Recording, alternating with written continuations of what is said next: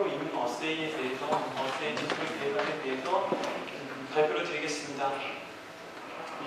저희가 실험한 오픈 샌드위치 프로 있는 어세이는 일단 그 프렛 기술과 그리고 퀀텀단 기술을 이용해서 기존의 이런 그 면역 분석법의 어떤 농도라든지 아니면 실험할 때 여러 가지 그 과정들을 간소화하고 그리고 보다 빠르게 보다 높은 농도로 측정을 할 수 있는 분석 기술을 개발하는 것이 목표입니다. 그래서 우선 일단 프렛 기술과 그다음에 퀀텀 닷에 대해서 설명을 잠깐 드리자면은 프렛은 프로세스 레조넌스 에너지 트랜스퍼라고 하는 그러한 기술인데요.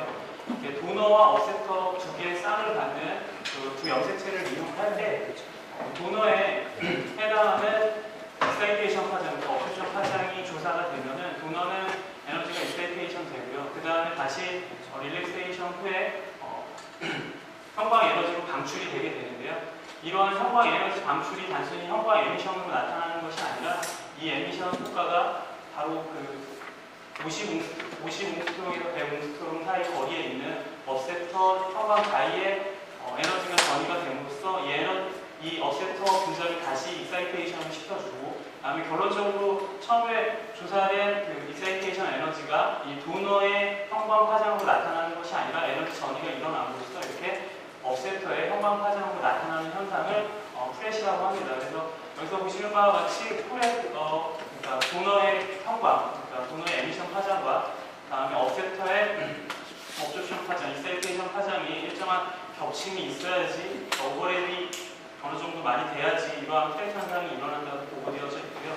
그 다음에 사용을 하는 큐닷이라는 물질은 큐닷은 이렇게 그 코어 쉘 구조를 갖는 반도체형의 나노 크리스탈인데요. 대략 한 5나노에서 15나노 정도의 사이즈를 갖는데 저희가 사용한 그 큐닷은 코어는 카드페레나이드, 그다음에 쉘은 징크 설파이트로 되어 있고 그 거칠 폴리머 코팅이 되어 있는 상태에서 여기에 어떠한 특정한 그 작용미를 붙여서 바이오 모노큐를 결합을 할 수 있는 이러한 물질입니다. 근데 이러한 큐닷은 기존의 일반적인 유기 형광체에 비해서 굉장히 많은 장점을 갖는데요.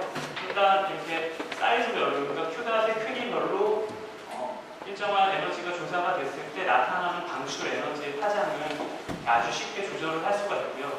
그리고 굉장히 브로드한 업쇼션 스펙트럼을 갖고 다음에 샤프한 에미션 스펙트럼을 갖습니다. 이거는 이 브로드한 업쇼션 파장을 갖기 때문에 저희가 익사이테이션 시켜주는 파장을 보다 손쉽게, 보다 편하게 선택을 할 수가 있고요. 그 다음에 샤프한 에미션 파장을 갖기 때문에 여러 가지 형광 물질을 같이 사용을 하는 실험에서 형광 물질 간의 에미션 파장이 오버랩돼서 나타나는 어떤 간섭 효과들을 최소화시킬 수 있다는 장점이 있고요. 그리고 무엇보다 가장 큰 장점은 그러니까 매우 높은 하이 에미션 퀀텀 일들을 갖는다는 것입니다. 그리고 긴 수명 시간, 그리고 화학적, 광학적으로 굉장히 안정하다는 장점이 있습니다. 그래서 이러한 프렛 기술과 성능한 기술을 이용해서 기존의 그 면역 분석법의 어떤 실험법을 개선하고자 노력을 했습니다. 그래서 저희가 실질적으로 실험한 오픈 샌드위치 프로 이밍 어세이, 제가 이제부터 다음 OSPR라고 명칭을 하겠는데요.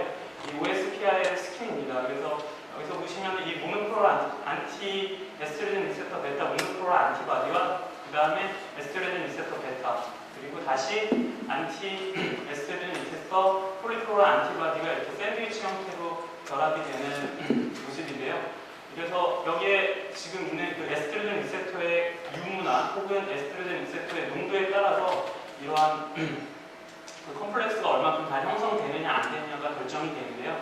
이와 같이 저희가 모노크로럴 안티바디의 큐닷을 레이블링을 하고 다시 폴리크로럴 안티바디 알렉사 플로로 레드 다이를 레이블링을 했을 때 이러한 그 샌드위치 형태가 되면은 이 각 염색체 사이에 계산되어진 거리는 대략 80에서 90옹스트롬이라고 판단이 되고 이는 프렛 현상이 일어나기 굉장히 최적의 조건이라고 판단이 됩니다. 그래서 큐닷에 조사가 된 476이나 488 나노미터의 파장의 에너지가 조사가 되게 되면은 프렛 현상이 일어나게 되면은 저희는 656이라는 큐닷을 사용을 했는데요. 이 큐다 656의 에미션 파장을 갖는 것이 아니라 이러한 컴플렉스의 형태가 되면은 알렉사 플로 레드 파장의 에미션 파장을 갖게 되는 것으로써 이러한 컴플렉스가 잘 형성되는지 판단을 할 수가 있습니다. 네, 그래서 지금 보여지는 스펙트럼이 바로 이 큐닷과 알렉사 플로 다이의 그 스펙트럼을 보여주고 있는데요. 큐닷은 이렇게 500나노미터 밑에서 굉장히 그 브로드하게 업조션 파장이 났고, 항광 파장은, 에미션 파장은 565, 저희가 지금 사용한 큐닷이 565, 큐닷 565이기 때문에 큐닷 565 파장에서 굉장히 내로한 이러한 에미션 파장이 났습니다. 반면에 지금 알렉사 플로 두 개의 다이를 같이 사용을 했었는데요. 알렉사 플로 다이의 그 이사이테이션 파장이 여기서 보시는 바와 같이 큐닷 565의 에미션 파장과 굉장히 이렇게 잘 겹쳐지는 것을 볼 수가 있습니다. 이는 프레트 현상이 굉장히 좋은 조건이라고 판단이 되고요. 알렉사 플로 633의 경우 이사이테이션 파장의 이 숄더 부분이 이 에미션 파장으로 굉장히 잘 오버랩이 돼서 좋은 프레트를 보여줄 수 있다고 판단됩니다. 저희가 일단 실험에 들어가지 앞서서 이제 안티바디의 알렉사 플로우와 카본 닷을 레이블링을 했는데요. 저희가 지금 사용한 것은 아까 큐닷 안티바디 컨주게이션 킷과 알렉사 플로우 안티바디 컨주게이션 킷을 이용해서 실험을 했고요. 레이블링을 했고요. 그래서 이 큐닷은 이 SMCC라는 거에 의해서 말레 이미드 그룹 말단이 액티베이션이 되고, 이 말레 이미드 그룹은 큐닷의 SH 모노크로 안티바디의 SH 그룹과 결합을 하게 됩니다. 그리고 여기서 보시는 알렉사 플로우 같은 경우에는 이민 리액티브 알렉사 플로우를 이용해서 폴리크로 안티바디의 NH 그룹에 결합을 하게 됩니다. 그래서 이와 같이 준비를 했고요. 그래서 이와 같이 레이블링이 잘 됐는지 안 됐는지 유무와, 그리고 이제 얼마만큼 이런 컴플렉스가 잘 형성되는지에 대해서 저희 지금 이 플랫폼 사건 말고 기존의 부정법을 이용해서 얼마만큼 잘 되는지 확인하는 실험을 우선 먼저 했는데요. 그래서 우선 SPS 페이지를 이용해서 각각의 프로테인의 농도와 그다음에 콤플렉스의 농도 혹은 콤플렉스의 분자량을 측정을 하고자 노력을 했지만, 모노크로 안티바디, 폴리크로 안티바디, 그리고 이 안티젠에 대해서는 저희가 이렇게 일정한 분자량과 일정한 농도값을 쉽게 이 페이지를 통해서 얻을 수가 있었지만, 이렇게 모노크로 안티바디, 안티젠, 폴리크로 안티바디 이런 콤플렉스 형태는 저희가 원하는 스펙트럼을 얻을 수가 없었습니다. 그 이유는 일단 SPS 페이지 할 때 젤 자체가 SPS가 포함되기 때문에 이는 항원항체 반응을 많이 방해한다고 판단이 되고요. 또한 이 모노크로 안티바디, 이 콤플렉스 형태의 분자량이 굉장히 높기 때문에 이 저희 페이지 상에서는 쉽게 관측할 수가 없었다고 판단이 됩니다. 예, 그리고 다음으로 각각 폴리크로 안티바디와 모노크로 안티바디의 레이블링된 염색체가 얼마만큼 잘 됐는지를 보기 위해서 말리토프 질량 분석을 했는데요. 우선 폴리크로 안티바디는 33K, 66K 정도의 레이팅을 갖고, 여기서 다시 알렉사 플로우가 결합이 된 경우에는 대략 한 1600과 3300 정도의 분자량이 증가되는 것을 각각의 알렉사 플로우 다이에서 확인할 수가 있었습니다. 이는 알렉사 플로우가 갖는 분자량이 일정하게 적기 때문에 증가했다고 판단이 되고요. 그래서 굉장히 레이블이 잘 됐다고 판단이 되고, 모노크로 안티바디 같은 경우에는 쿼텀 닷을 레이블링 한 경우에는 스펙트럼을 얻을 수가 없었습니다. 그 이유는 모노크로 안티바디에서 이렇게 픽이 나왔지만은 모노크로 안티바디에 결합된 쿼텀 닷 자체가 반도체의 나노 결정이기 때문에, 무기질의 나노 결정이기 때문에 이 말리토프 원리가 이오나이제이션을 시켜야 하는데 레이저를 이용해서 그 이오나이제이션이 잘 이루어지지 않아서 이런 스펙트럼을 얻을 수 없었다고 판단이 됩니다. 그래서 다음으로는 가장 많이 실험을 하는 SPR 분석을 이용해서 이런 컴플렉스 형태를 확인을 했는데, SPR에 일단 모노크로 안티바디를 먼저 결합을 시키고 그 위에 에스트로겐 리세터를 흘려준 후에 다음에 다시 폴리크로 안티바디 흘려주는 실험을 했습니다. 그래서 우선 모노크로 안티바디가 결합된 서페이스가 이제 기준점이라고 봤을 때 에스트로겐 리세터는 굉장히 이렇게 잘 높은 어피니티와 결합력을 보여줬었는데, 이 레빗 IgG 같은 경우는 이제 에스트로겐 리세터와 전혀 인터랙션을 갖지 않는 레빗 IgG를 흘려줬을 경우에는 어떠한 인터랙션이나 어떠한 결합도 보여지지 않았지만, 폴리크로 안티바디를 흘려줬을 때 굉장히 이렇게 높은 어피니티를 보여주는 것을 관측할 수가 있었습니다. 하지만 아쉽게도 저희가 이 폴리클로로 안티바디를 에스테르젠 리셋에 흘려줬을 경우에 이렇게 좋은 어피니티를 보이긴 했지만 좋은 결합력을 보여주지 못했습니다. 그래서 일단 이것은 레비다이스에 흘려줬을 때 SPR 스펙트럼이고요. 그 다음에 이것은 이렇게 이 모노클로로 안티바디에 에스트로겐 리셉터가 이렇게 굉장히 잘 어피니티를 갖고 잘 결합이 됐다는 걸 확인한 후에 폴리클로로 안티바디가 이렇게 높은 어피니티를 보여줬다는 것까지는 봤지만 여기서는 이렇게 결합을 잘 보지 못했는데 이는 저희가 원래 목적하는 실험 조건 자체가 이렇게 플루이딕 시스템이 아니라 스테이트 스테이트에서 실험을 하기 때문에 그와 실험 조건이 좀 다르다고 판단을 했고요. 그리고 또 마지막으로 지속적으로 버퍼가 계속 유체를 그러니까 마이크로 채널을 유체가 흘러가기 때문에 이러한 결합이 지속적으로 존재하는데 좀 많은 방해가 있다고 판단이 됩니다. 그래서 저희가 마지막으로는 일라이저 실험을 통해서 이 콤플렉스 형태를 또 다시 확인을 했는데요.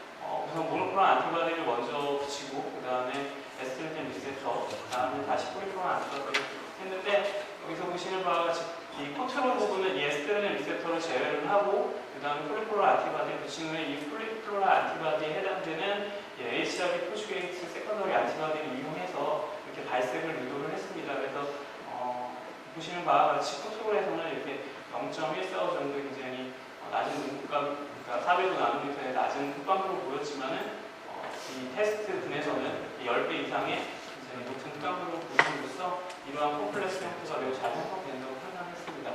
그래서 이 프렛 현상을 이용한 OSPR 실험은 여기서 보시는 바와 같이 LIF, 라이카 TCS SL이라는 콤프가 시스템을 이용을 했고요.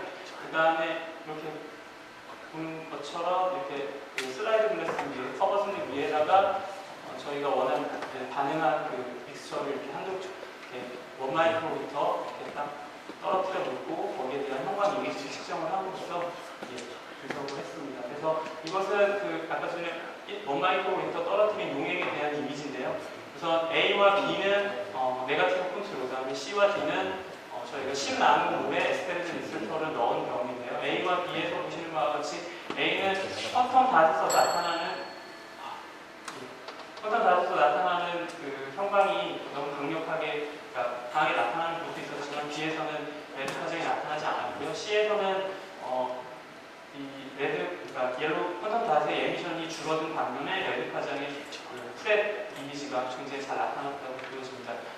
그래서 각각 이미지를 통해서 각각의 시간에 따른 레이쇼 값을 봤는데 이 레이쇼 값은 레드 투 옐로우, 그러니까 옐로우가 감소를 하고 레드가 증가함에 따라서 이런 레이쇼 값이 증가한다고 보여지고요. 여기서 보시는 바와 같이 한 20분 전후로 해서 굉장히 급격하게 이 레이쇼 값이 증가를 한다고, 프렛 현상이 일어난다고 판단을 해서 저희가 다음 실험부터는 계속 30분을 기준으로 해서 반응 후에 이미지를 측정을 했습니다. 그래서 이미지를 측정한 실험에 대한 프렛 스펙트럼이고요. 이렇게 파란색은 지금 컨트롤 분인데 옐로우 파장에서는 굉장히 큰 에미션을 보여주지만 여기서는 그리고 반면에 실험분에서는 이렇게 레드 파장이 굉장히 증가하는 것을 볼 수가 있었습니다. 그래서 이런 그래프와 이런 이미지를 통해서 저희가 각각 에스트로겐 리셉터의 농도에 대해서 이러한 레이쇼 값을 구해서 그래프화를 했는데요. 일단 50나노몰에서 0.00 나노몰까지 실험을 했습니다. 그런데 저희가 지금 판단하기에는 0.05 나노몰까지의 농도가 그러니까 프렛 현상을 이용해서 측정을 할 때 농도 대 프렛 현상이 일어나는 것을 볼 수 있는, 그러니까 정량적으로 볼 수 있는 한계점이라고 보고 있는데요. 이는 흔히 지금 저희가 하고 있는 것이 바로 투사이트 바인딩 모델이기 때문에 이 투사이트 바인딩 모델에 기준을 했을 때 50나노몰에서 0.05나노몰까지에서는 신뢰도가, 그러니까 R2 값이 0.99 이상의 신뢰도를 갖고 이 농도까지는 역시 또 세미 오브 리니어 모델이라는 것을 통해서 했을 때도 0.05나노몰까지는 이게 0.99 이상의 신뢰도를 갖는 농도값을 볼 수 있었기 때문에 저희 기존에 지금까지 실험을 했었던 어떠한 다른 이러한 면역 분석법들에 비해서 가장 낮은 수준의 농도까지도 측정을 할 수 있을 뿐더러 농도값까지도 결정을 할 수 있는 그런 디텍션 유닛이라고 보여집니다. 그래서 저희가 0.0로 나눈 몰, 그래서 다른 실험에 비해서 수백 배에서 한 두세 배 이상의 낮은 농도까지 볼 수가 있었고요. 그래서 이러한 그 OSPR법은 그러니까 굉장히 빠르고 한 30분 내외 정도의 실험 시간과 그리고 이제 굉장히 간단하게 실험을 할 수가 있었고요. 그 다음에 굉장히 적은 양, 그리고 어떤 리에이전트를 갈아준다든지 덜어내야 하는 그런 여러 가지 스텝이 전혀 필요하지 않았었고요. 그 다음에 그래서 이렇게 가장 높은 농도값, 기존에 지금까지 보고되어진 것보다 가장 높은 값의 농도값까지 얻을 수가 있었습니다. 그래서 이러한 방법은 기존의 이런 샌드위치 이뮤노 어세이 법에 대해서 충분히 좋은 대안으로 대안이 될 수 있다고 판단이 되고, 이 지금 그 발표 내용은 지금 2006년 11월 1일에 어널리티카 바이오케미스트라는 논문에 지금 나와 있는 상품입니다. 네, 감사합니다.